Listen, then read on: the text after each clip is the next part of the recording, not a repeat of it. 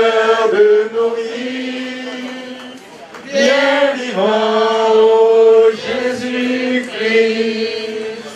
De nos tendresses, ô Jésus, tu es là. Dans les matins de nos promesses, Jésus, tu es là, tu es là. Et c'est toi qui nous fais vivre, tu es là au cœur de nos vies, bien vivant, ô Jésus-Christ, en plein milieu de nos tendresses, ô Jésus, tu es là, dans la musique nous fait vivre, tu es là au cœur de nos vies, bien vivant, ô Jésus-Christ. Oui, quand nous chantons, il faut comprendre ce que nous disons. Jésus, tu es au milieu de nos vies. Tu es au cœur de nos vies. Et le verset nous dit, en plein milieu de nos tempêtes, tu es là. En plein milieu de nos tempêtes, tu es là. Prenons quelques secondes pour méditer sur cela. Est-ce qu'en plein milieu de nos tempêtes, nous faisons confiance à Jésus? Ou bien nous faisons confiance aux hommes? Ne répondons pas assez rapidement. Prenons quelques secondes pour méditer et ne pas donner une réponse facile. Qu'il est très facile de dire du bout des lèvres qu'on croit en Dieu, que Jésus est au cœur de nos vies. Mais est-ce que dans les difficultés, mes frères, nous pensons d'abord à Jésus? Ou bien on pense au marabout du coin et ça va jusqu'à toucher nos maisons? Lorsqu'on avait le travail, on avait un compagnon, une compagne avec qui on a cheminé pendant beaucoup d'années. On pensait qu'on s'aimait. On a même eu beaucoup d'enfants. Mais lorsque les tempêtes viennent à souffler, les masques tombent. Et très souvent, on peut perdre jusqu'à l'être le plus cher. Non, ce n'est pas une question de femme. Ce n'est pas une question de femme. On n'est pas ici pour se jeter la pierre. C'est ok. Et qui donne sans calculer? L'expérience prouve qu'aujourd'hui, nous aimons par calcul et par intérêt. Et mon frère parle des femmes.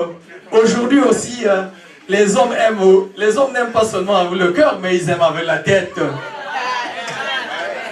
sommes ici, non pas pour nous jeter la pierre, mais pour demander tout simplement que le Seigneur nous prenne en grâce et qu'il nous donne d'être les témoins de cet amour-là.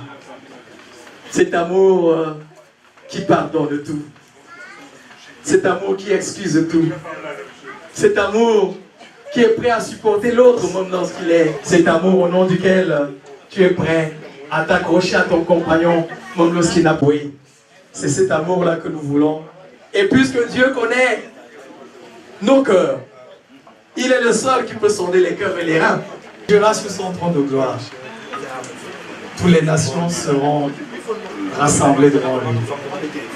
Il séparera les hommes les uns des autres. Comme le berger sépare les brebis des chèvres. Donc là, il y a déjà une séparation.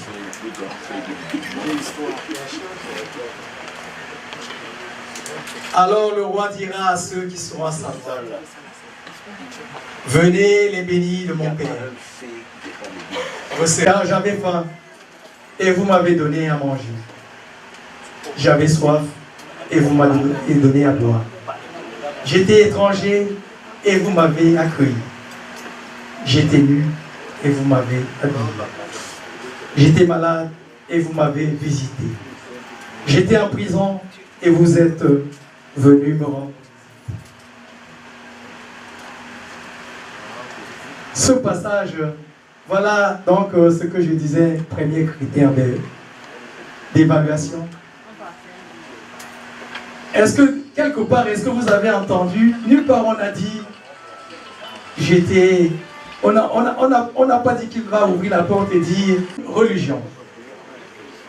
Et ça, c'est très très important. Ça, c'est très très important.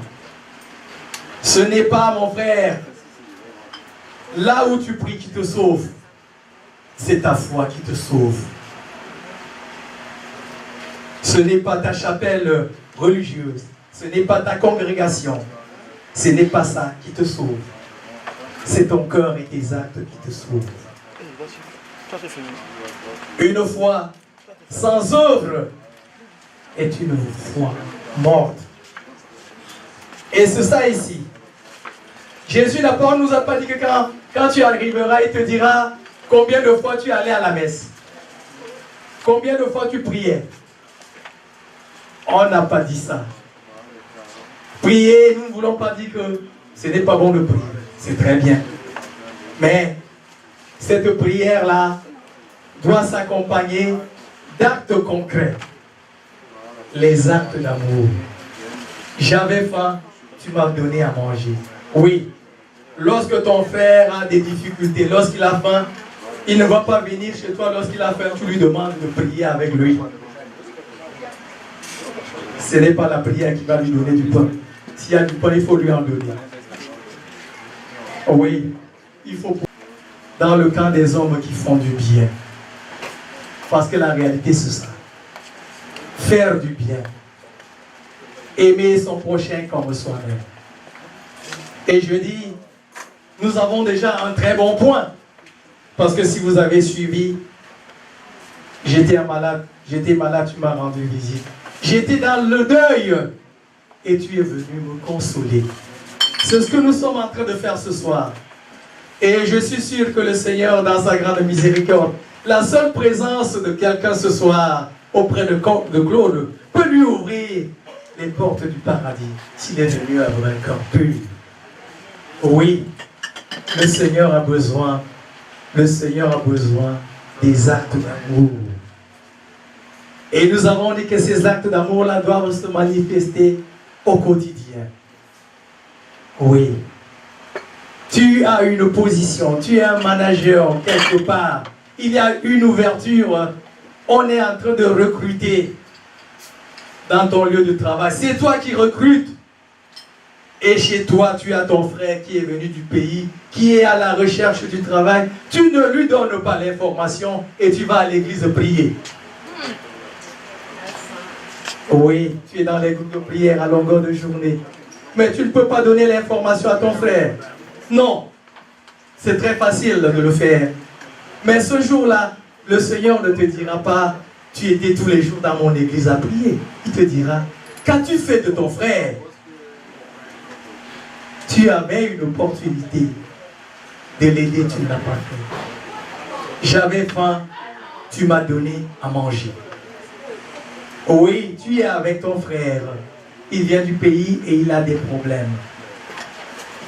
Tu as une possibilité. Aide-le. On voit des gens pousser le culot encore plus loin. On est dans un pays où nous savons que cette affaire des papiers-là, ça cause énormément, ça donne énormément de stress et de maux de tête. Et on voit des gens, n'est-ce pas, qui ne savent même pas quelquefois parler l'anglais et qui bredouillent quand même pour appeler l'immigration sur leurs frères. Ce n'est pas mon point si c'est comme toi. Nous devons te plaindre. Nous sommes là, ce que nous sommes en train de faire là, ce n'est pas une farce, ce n'est pas un jeu. Et je pense que si vous êtes venu pour plaisanter, vous n'avez aucune raison de venir assister Claude. Je crois que Claude est assez sérieux. Si vous a invité, c'est qu'il croit à la parole, c'est qu'il a une certaine foi. Et donc, si la réalité, je l'ai dit, si vous choisissez d'être un bouc, ça c'est votre problème, c'est libre à vous. Mais nous vous disons, ce n'est pas une plaisanterie. On ne perd rien à faire du bien. On ne perd rien à faire du bien. Et je pense que nous sommes, c'est pour cela que nous sommes là aujourd'hui autour de Claude, pour lui montrer que nous sommes avec lui Nous avons été avec lui lorsqu'il était dans la joie. Nous sommes aussi avec lui lorsqu'il est dans les larmes. Et ce n'est pas nécessairement être là tous les jours dans les groupes de prière. Je ne dis pas que ce n'est pas bon de prier, mais il faut prier, poser des actes d'amour concrets. Et nous savons que chacun, à son niveau, peut être utile en quelque chose. Aider, ce n'est pas seulement une question d'argent. Quelquefois, vous avez des difficultés, vous avez tout simplement besoin d'être écouté. Vous appelez quelqu'un qui vous dise un tout petit mot et ça peut vous calmer. Oui, donner le bon conseil aussi, ça participe de préparer, de comment préparer son ciel. Donc, les frères, c'est l'amour tout autour. Être en bonne relation avec ses frères. La parole dit, si tu te présentes ton offrande dans l'autel, et que là tu te souviens de l'amour de Dieu est si merveilleux, l'amour de Dieu est si merveilleux, l'amour de Dieu est si merveilleux, l'amour de Dieu est si merveilleux, l'amour de Dieu est si merveilleux. Oh, quel amour! L'amour de Dieu est si merveilleux, l'amour de Dieu est si merveilleux, l'amour de Dieu est si merveilleux. Oh, quel amour! Oui, l'amour de Dieu est si merveilleux. Dieu nous aime et il nous recommande de nous aimer les uns les autres. C'est le plus grand commandement. Aimer Dieu de tout son cœur, de toute son âme et de toute sa force. Et aimer son prochain comme soi-même. Et ce soir, nous avons convenu que aimer, ce n'est pas seulement le proclamer du bout des lèvres, mais se poser des gestes, des actes d'amour, des actes de compassion. Oui, nous n'en sommes pas capables à tous les coups. Parce que nous sommes des êtres de chair. Et c'est pour cela que nous voulons supplier le Seigneur afin qu'il fasse descendre sur nous son esprit. Qu'il nous inspire afin que nous puissions aimer. Aimer comme il aimerait nous voir. Ne va pas oublier maman. Et nous prions ce soir pour que le Seigneur accueille maman et grâce. Et de faire en sorte que nous puissions faire le bon choix. Et comme nous l'avons constaté, ce choix-là, il n'est pas très très difficile. Et quand je regarde les uns et les autres, je suis content, je suis fier parce que j'ai déjà eu à expérimenter cet élan de cœur-là qui anime beaucoup parmi nous. Cet amour-là, cette compassion qu'ils partagent, ce souci qu'ils ont de leurs frères. Et nous voulons demander à tous ceux qui suivent déjà ce chemin-là de continuer d'aller et d'être des hommes de bien, afin que nous puissions combattre notre petite zone de confort.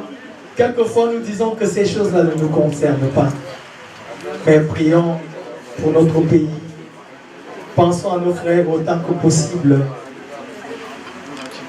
Apportons-leur tout notre secours. Et dans cet élan-là, si vous permettez, ce n'est pas la publicité, le foi morte. Donc on va prier, mais on devra aussi penser à faire une petite collecte pour envoyer, parce que vous savez qu'aujourd'hui...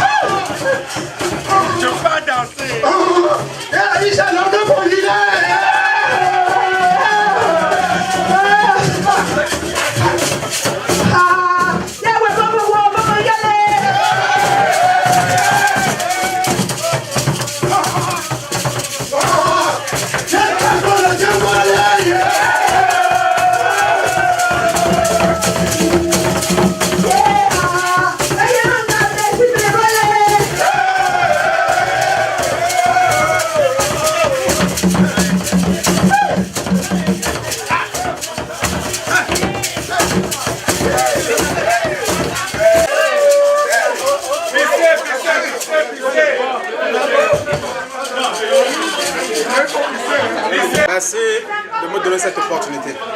Et c'est toujours une occasion spéciale pour nous quand nous donnons l'honneur à notre tradition. Parce que nous sommes loin et vous pouvez voir comment la salle a vibré en rien que 5 minutes, je peux dire 3 minutes de tradition. Donc je suis vraiment très content et quelle que soit l'occasion, chaque fois qu'on a l'opportunité, on doit toujours se rassurer que notre tradition est respectée. Nous sommes les Bantous. Vraiment, nous sommes des Bantous et je suis très content qu'on le fasse pour notre frère Jean-Claude aujourd'hui et qu'on le fasse pour chacun de nos frères qui va être dans cette situation. Merci beaucoup. Je crois que mes impressions sont très bonnes. Je voudrais tout simplement dire que je me rends compte que les enfants ne perdent pas la connaissance de ce qu'ils sont, parce que nous sortons de quelque part. Et c'est pas parce que nous vivons aux États-Unis qu'on doit être comme les Américains. Nous sommes d'abord de là où on vient. C'est pour ça que cette tradition, nous essayons de faire perpétuer ça au milieu de nos enfants ici. Et je crois que ça a été une très bonne chose. Vous avez vu, le monde était satisfait d'écouter des sons qui sont un peu différents de ce qu'on a l'habitude d'écouter ici. Voilà. Merci. Chanter cette histoire après des milliers, des centaines, des dizaines d'années que j'ai oublié. Donc c'est déjà en nous.